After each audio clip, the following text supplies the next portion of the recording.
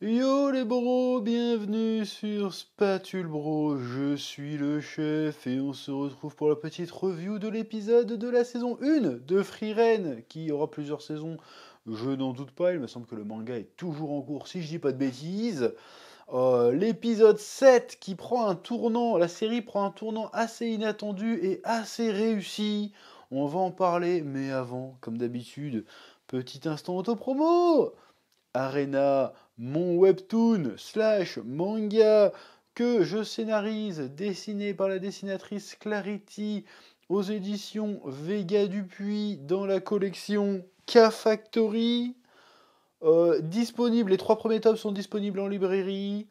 La saison 2 est actuellement en cours de prépublication sur la plateforme de webtoon Ono. Le lien est dans la description. C'est une masterclass, c'est un banger. Voilà, bientôt l'animé, Inch'Allah, on verra bien.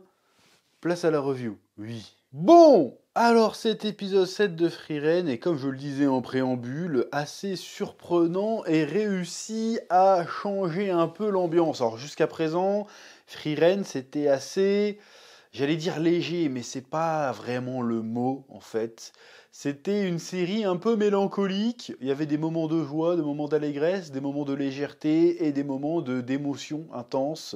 Notamment parce que un des thèmes principaux, c'est un peu le deuil, le temps qui passe, savoir aller de l'avant, les relations, le côté éphémère de la vie.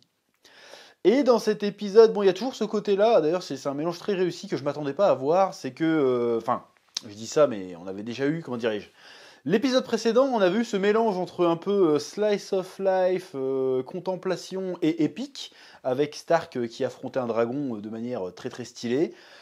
Et là, on réussit dans cet épisode à allier ce côté slice of life, promenade contemplatif, très calme, où les personnages rigolent entre eux, vivent leur vie, on s'attache à eux et tout ce que tu veux. Et là, ils réussissent à y mettre de la gravité. C'est-à-dire que quand je dis gravité, évidemment, il y avait déjà de la gravité avant, parce on avait des scènes poignantes de deuil, de mort, d'adieu, tout ça.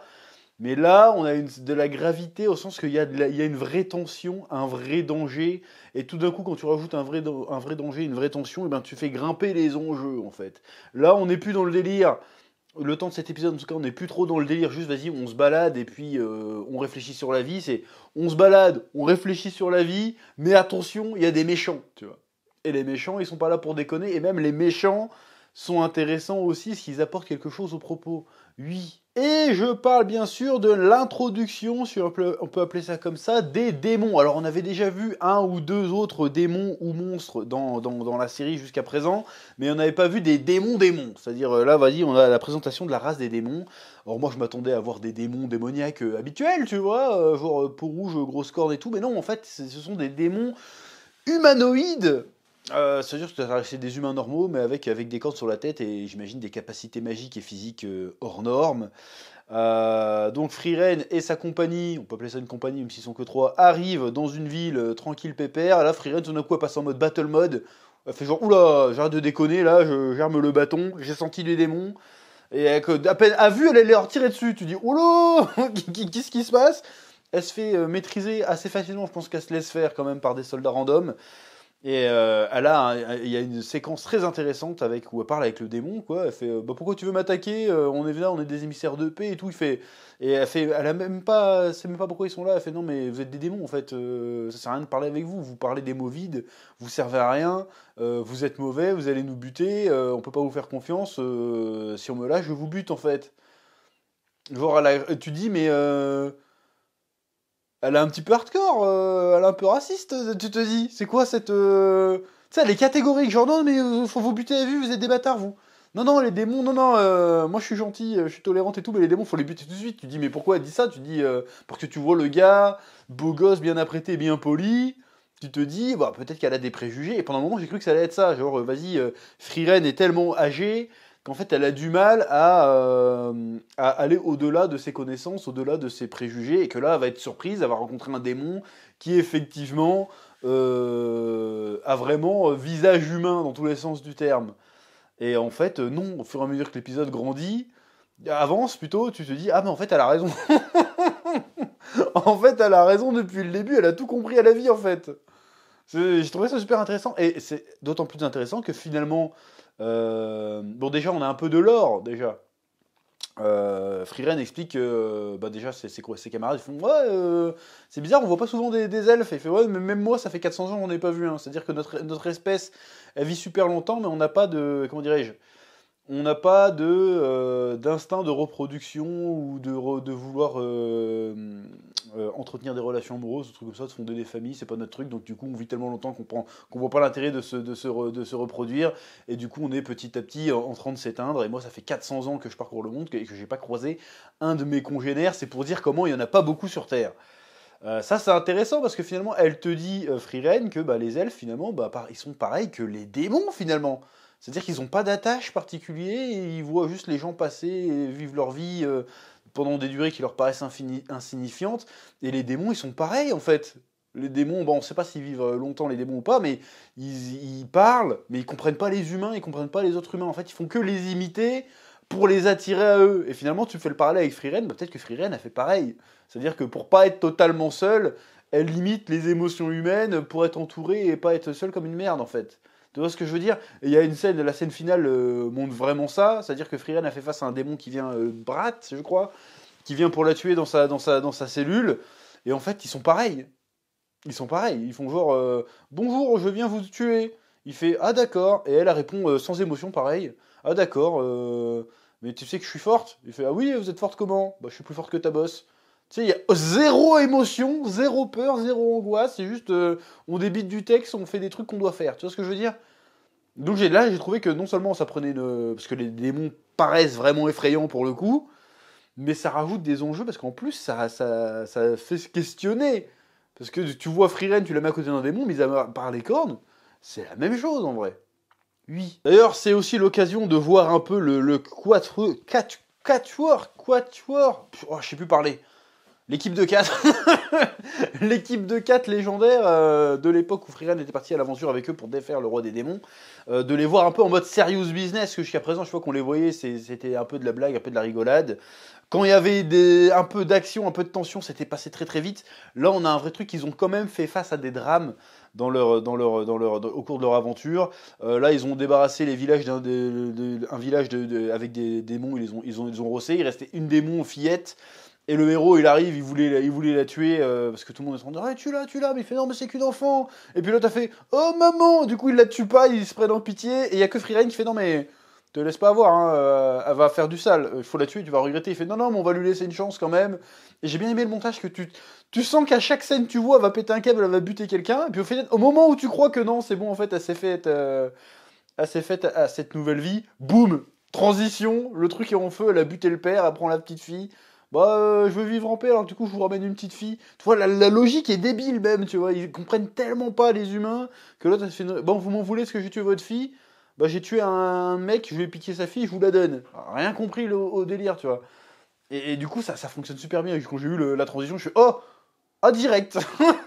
Ça m'a choqué. Du coup, l'épisode avait un poids que les autres avaient pas, je trouve. Il y avait vraiment une notion de danger, une notion de. C'est la première fois que tu as un peu, bon, peur, j'exagère, j'ai pas eu peur, mais que tu sens que l'univers peut être vraiment effrayant, en fait. Et tu vois le héros qui du coup devient badass, et a dit bah du coup je vais prendre la petite fille en otage, puis en fait tu lui as coupé le bras en 2 secondes, genre vas-y Frieren bute-la, et puis Frieren elle la bute et lui dit bon alors pourquoi t'as appelé ta mère, parce que je sais très bien que t'es un démon, que vous avez pas de parents, que vous vivez seul, pourquoi t'as appelé ta mère? Et le démon lui fait bah quand on dit maman en général bah les humains ils arrêtent de nous tuer. La dinguerie. Encore une fois, moi je vois un parallèle avec Frieren qui est un peu qui comprend pas les émotions non plus en fait quelque part. Bon, elle en a réellement, mais elle les comprend pas. Elle comprend pas le délire. C'est un peu le sujet aussi. Et pareil, quand le chef de la ville fortifiée, là, il veut essayer de buter l'émissaire, et l'émissaire, il fait oh, oui, on a tué votre fils, mais moi aussi, je nettoie la chambre de mon père depuis qu'il est mort. Du coup, on a tous les deux perdu des gens et tout. Il le manipule de fou. Et quand il sort, la petite fille qui lui dit, enfin, c'est une démon, mais il lui fait c'est quoi un père? Il fait oh, j'en sais rien, mais, mais ça a marché. Et là, tu te rends compte, tu fais waouh! Les gars, ils sont habités par le diable. Bon, pour le coup, c'est des démons, mais là, pour le coup, tu fais ah ouais. Non, c'est vraiment bien écrit pour le coup. Ça a vraiment réussi et ça emmène la série. Pour le moment, en tout cas, ça semble vouloir emmener la série dans une autre direction auquel je ne m'étais pas attendu en voyant le début. Moi, je pensais vraiment que ça allait être un peu chill, un peu, vas-y, on se promène, on fait des rencontres. Apparemment, il y a des méchants, il y a un enjeu, il y a le monde qui est en danger. Peut-être que la Freeren, on se rend compte que l'autre, la chef des démons, s'est échappée et qui a reconstruit le truc. Elle dit, bon, bah, si je l'arrête pas, peut-être que finalement, la quête que j'ai fait avec mes amis, en tout cas, elle, je pense qu'elle s'en fout, mais le fait que l'héritage de ses amis risque d'être souillé, d'avoir servi à rien. D'ailleurs, c'est la question qu'elle pose aussi tout au long de l'épisode, hein, quand elle voit que les villageois vont fêter les plus de 80 ans de la défaite du roi démon. Elle dit non mais pourquoi vous continuez à fêter ça, c'était le passé. Et puis elle se rend pas compte en fait que derrière tout ce qu'elle a fait, il y a un héritage. Et peut-être que là, elle va se réveiller en disant bah, je vais essayer de préserver cet héritage, que c'est bien beau de trouver le paradis pour essayer de faire un peu revivre la mémoire de mes potes, mais en même temps, ça aussi, le fait d'avoir sauvé le monde et d'avoir instauré la paix, ça fait aussi partie de leur héritage. Et peut-être qu'en faisant ça, je les fais quand même maintenir cet héritage et les faire exister encore, leur permettre de continuer à vivre d'une certaine façon. Et je trouve ça super intéressant. Voilà, donc cet épisode, j'étais déjà conquis, mais là je suis conquis plus plus. Là je veux voir la suite, parce que non seulement ça peut être beau, ça peut être poétique, ça peut être intelligent philosophiquement parlant, mais en plus ça peut être ultra badass en termes de tension, d'enjeu et tout ça. Je veux voir ça, je veux voir Freeren en mode... Déjà rien que la dernière réplique qu'elle fait, quand l'autre fait « Tu crois que t'es plus forte que moi ?» et fait « Je suis plus fort que ta boss ?» J'ai fait « Ah ouais !» L'autre, c'est une espèce d'elfe d'1m50 avec des grandes oreilles et des couettes mignonnes, mais elle arrive à te mettre un. Elle te met un coup de pression, la Yujiro Hanma, tu sais, genre, vas-y. Sans émotion. Je suis plus fort que ta boss. Je veux tous vous niquer. Tu fais oh je veux voir ça, ça peut être incroyable. Bref, en espérant que ce soit pas juste.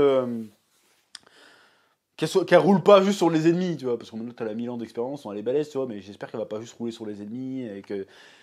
Il va avoir un côté un peu shonen, tu vois ce que je veux dire? Parce que je suis un kikou, moi, il me faut de la badassité, il me faut des explosions, c'est stylé. Bref, j'aime beaucoup cette série Frieren.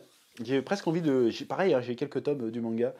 J'ai presque envie de me mettre au manga, mais je vais pas me spoiler. En tout cas, je kiffe cette série. Est-ce que ce serait l'animé de la saison? On verra bien. En tout cas, je kiffe. Bref, c'est à peu près tout ce que j'ai à dire sur cet épisode 7. Je vous laisse le soin de me dire ce que vous en avez pensé en commentaire, de mettre un petit pouce bleu, et je vous dis à très vite sur Spatule Bro pour de nouvelles vidéos. Que la passion vous guide. Oui.